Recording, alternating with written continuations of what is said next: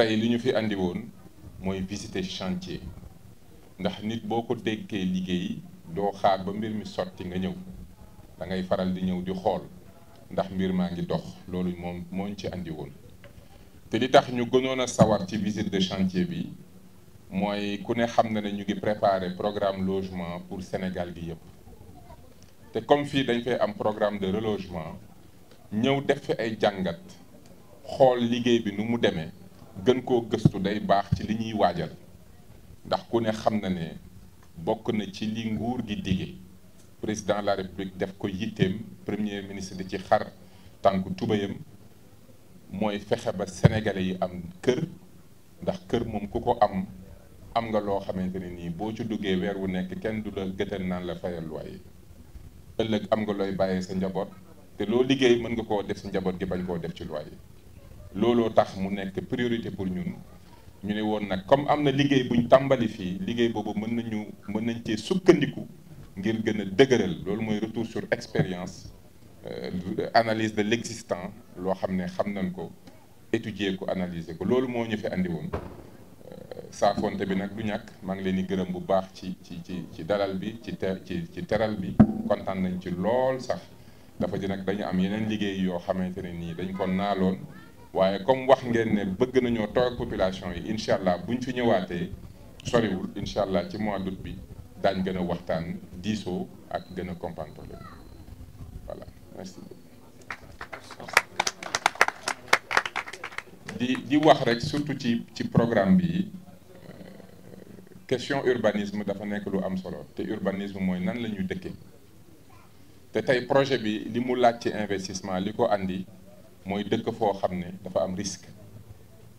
te loolu bokk na ci li nga xam ne bëgg nañ ko corriger ci réew mi bëgg nañ def de sorte que nit fu muy dëkkati mu doon foo xam ne saytu nañ ko ba noppi ba benn loraange bañ ko fa fekk parce que tey ñu ngi célébrer relogement waaye war na noo góorgóorlu ba relogement bañ a amati c'est-à-dire nit fu mu xas a dëkk na doon fu muy mën a toog ëllëg mu jébbal ko ay njabootam mu doon loo xam ne du ko ñàkk parce que tabax sa kër ba noppi ndox fekk la fa tabax sa kër ba noppi jéyee fekk la fa te fa nga ko tabax tax loolu ñàkk wu rëy la ndax kër investissement la nit ci dundam dépense bi gën a rëy bi muy def mooy tabax kër généralement donc foo koy tabax fu ne war na nekk fu wóor loolu bokk na ci li ñu naal ci liggéey bi mooy defar une cartographie des risques des usages et des projections pour que lépp lu ñuy defati rek ñu xalaat bu baax nit bu waree dëkk ñu ne ko fii moo gën dëkkuwaay comme ça ëllëg du ci am jafe-jafe kon boog dinaa jaajëfal ADM ak équipe technique bi nga xam ne moom lañ àndal ADM xam naa di ngeen ñu seen ingénieurs yi ak ñi nga xam ne liggéey nañ ci projet bi dina doon ñoo xam ne dinañ leen boo moytu dinañ leen nangu yóbbu leen ci Penal Rue bi ndax Penal Rue bi dafa am solo te seen expérience bi ngeen am fii nekk na expérience boo xam ne sénégalais yépp a ko war a dund lii waa population bi am fii lu ñu ñaan yàlla mu am ci 14 régions Sénégal yépp te seen xam-xam seen liggéey ànd na ak yéen ngeen wan ma liggéey bi gis naa su ma leen laajee ci prix yi ñaata lay jar su ma ci wàññee lii lu muy jar su ma ci yokkee lii lu muy jar jox ngeen ma ay tontu yu leer te kilifa dafa soxla ñi koy liggéeyal bu leen laajee ñu tontu ko ci tontu bu leer donc loolu gis naa ne maîtriser ngeen li ngeen di def maîtrise boobu nañu fexe ba sénégalais yépp profité ci dans le cadre du programme d'accès au logement et de renouveau urbain donc loolu daal laa ci bëggoon a dolli donc di leen jaajëfal di leen gërëm di leen ñaax ngeen continuer liggéey bi ba ñu mën a livrer chantier bi en temps en heure et en qualité ba noppi expérience boobu ñu jël ko wasaare ko ci réew mi ci li nga xam ne président de la république bëgg na ko premier ministre di ko doxal ñun ñu sant ñu ko buñ sañoon yàlla defal ñu ci sutura donc ñu ngi leen di ñaax ngeen góorgóorlu ndax dara gënul rëy liggéeyal sa askan jaamu yàlla la ndax tey tabax ay kër jox ko ay jaamu sunu borom loolu bu ñu leen ñaanalee rek maanaam seen àdduna mën na cee régler donc na ngeen fonk liggéey bi bu baax a baax a baax a baax donc loolu laa mënoon a wax ci olof xam naa ma ñëw xaw ma da ngeen poser question ma résumé ko rek waaw man nag wolof laa gën a nga bawol moom Avant toute chose, je voudrais remercier, une fois n'est pas coutume, je vais commencer par les populations. Vous remercier pour votre présence, pour cet accueil chaleureux. Nous aurions voulu passer plus de temps avec vous. En tout cas, c'est avec beaucoup de plaisir et que nous ressentons l'accueil, cette fraternité à la sénégalaise, ce teranga saint-lusien, donc ça ne devrait étonner personne. En tout cas, merci beaucoup pour votre accueil. Je voudrais aussi remercier, monsieur le gouverneur, le préfet, l'ensemble des chefs de service qui nous ont accompagnés pour faire cette visite. Je voulais aussi remercier monsieur le maire, monsieur le chef de village, particulièrement pour les propos qu'il a tenus, des propos pleins de sagesse, parce que nous sommes une nation où nous sommes indivisibles. Après les moments d'élection, il est important que toutes les fils et filles de la nation se retrouvent sur l'essentiel. Et je pense que l'essentiel, c'est se battre pour une bonne éducation des enfants, c'est se battre pour un bon cadre de vie, c'est se battre pour la croissance économique, c'est se battre pour un bon cadre de vie, c'est tout simplement se battre pour les Sénégalais et pour le Sénégal. Et ça, je pense que tous les Sénégalais doivent pouvoir se retrouver sur ces dénominateurs communs, parce qu'il s'agit de notre nation et de l'avenir de nos progénitures. Donc je remercie beaucoup monsieur le chef de village pour ses propos d'accueil et je tiens particulièrement aussi à remercier l'ADM. Maintenant, concernant cette visite, en réalité, c'est vraiment une visite de terrain.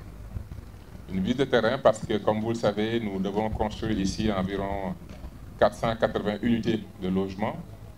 pour reloger des ménages qui ont eu à faire face à des sinistres. Donc c'est important pour nous de venir faire ce travail de terrain, de reconnaissance, voir ce que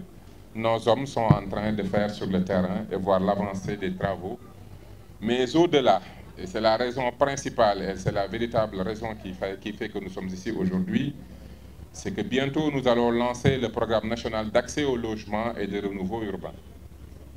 Programme qui est une priorité pour son Excellence le Président de la République, M. Bassirou Diomaye Diakhar Faye, et qui est une priorité pour le Premier ministre, qui fait un travail de monitoring continu pour faire de sorte que le foncier soit disponible et que l'ensemble des avantages du programme puissent permettre que les Sénégalais puissent avoir un logement et y avoir accès avec beaucoup de facilité. Et il est important, quand on lance un projet, de venir voir l'expérience que nous avons déjà. Et aujourd'hui, avec l'ADM, nous avons la chance d'avoir un modèle donc de près de 480 unités avec des prix très intéressants, notamment les coûts de construction. Les rez-de-chaussée sont à moins de 30 millions. Si on applique les avantages du programme, on pourrait descendre à moins de 20 millions. Les R+2 tournent autour de 20 millions par palier. Et si on applique les principes du programme, on pourrait descendre à 15 millions. 15 millions en location-vente, avec un dépôt de 5 millions ou 4 millions, il vous reste 10 millions à payer sur 10 ans. C'est environ 1 million par an, c'est moins de 100 000 francs par mois. Et je pense que ça, les Sénégalais en ont besoin. Donc voilà pourquoi il était important pour nous de venir analyser cette expérience que nous avons déjà pour le mettre à profit du programme et renforcer nos convictions que le Pénal Rue est véritablement la solution que les Sénégalais attendent. Imaginez un père de famille qui aujourd'hui a un salaire de 500 000, paye un loyer de 300 000. Si nous lui proposons une location-vente à moins de 100 000, c'est 200 000 francs que nous remettons dans leur poche. 200 000 francs, c'est important pour les enfants. C'est important pour les tourés, parce que la cuisine va s'améliorer. Mais c'est important pour l'investissement, c'est important pour beaucoup de choses. C'est le reste à vivre des Sénégalais. C'est ça qu'on va améliorer. Et aujourd'hui, le Pénal Rue fait un engagement d'investissement avec autour de 4 partenaires qui tournent autour de plus de 200 000 unités qu'on pourrait faire en 5-10 ans. Donc voilà pourquoi il était important de venir avec mes équipes de cette expérience réelle, d'analyser la structure des coûts et de voir l'application des avantages que nous ferons en termes d'accès facilité aux matériaux, d'accès facilité à l'exploitation, foncier, d'accès facile aux fonciers pour permettre justement aux Sénégalais de se retrouver avec des logements qui pourraient coûter moins de 15 millions. Donc, si aujourd'hui, ici, nous avons des paliers à 20 millions et des RDC autour de 25 millions, nous pensons donc que notre programme a été bien ficelé et c'est une confirmation réelle. Donc, ce qu'on a promis aux Sénégalais est faisable et Inch'Allah, nous allons le faire avec l'aide de Dieu, mais surtout avec la participation de tous les Sénégalais. Et nous appelons l'administration locale, nous appelons les collectivités territoriales, nous appelons nos chefs d'entreprise, secteur du BTP, de tous rallier cette cause qui est d'aider chaque Sénégalais à avoir un toit décent et à pouvoir vivre dans la sérénité et la tranquillité. Donc voilà en résumé ce qui expliquait aujourd'hui cette visite de terrain, au-delà de voir si les entreprises respectent les délais et les conditions. Il était important pour nous de faire une évaluation de cette expérience qui confirme la qualité du programme d'accès au logement et qui nous permettra d'avancer. Donc je disais aussi au DG de l'ADM que je risque de lui piquer pas mal de ces éléments pour constituer l'unité de coordination du programme national d'accès au logement et de renouveau urbain. En tout cas, c'est avec beaucoup de plaisir. Je réitère véritablement mes félicitations à toute l'équipe. Je disais que j'ai fait le tour avec eux. Moi, je suis un Bawol et un banquier de surcroît. Donc les chiffres, quand je pose des questions sur les chiffres, j'aime avoir des réponses. Et j'ai eu des réponses. Et j'attends la note définitive technique pour que ça nous serve de base. Encore une fois, je réitère mes remerciements à toutes les populations au nom du président de la République et du Premier ministre et à l'ensemble des membres du gouvernement. Je remercie encore une fois l'ensemble des chefs de service, monsieur le gouverneur, le préfet pour l'accompagnement. Je souhaite à tous un bon retour chez vous et Inch'Allah à très bientôt dans le courant du mois d'août parce qu'on fera une remise des clés ici et ce sera l'occasion de nous asseoir avec les populations pour discuter un peu plus de ces questions-là. Je vous remercie.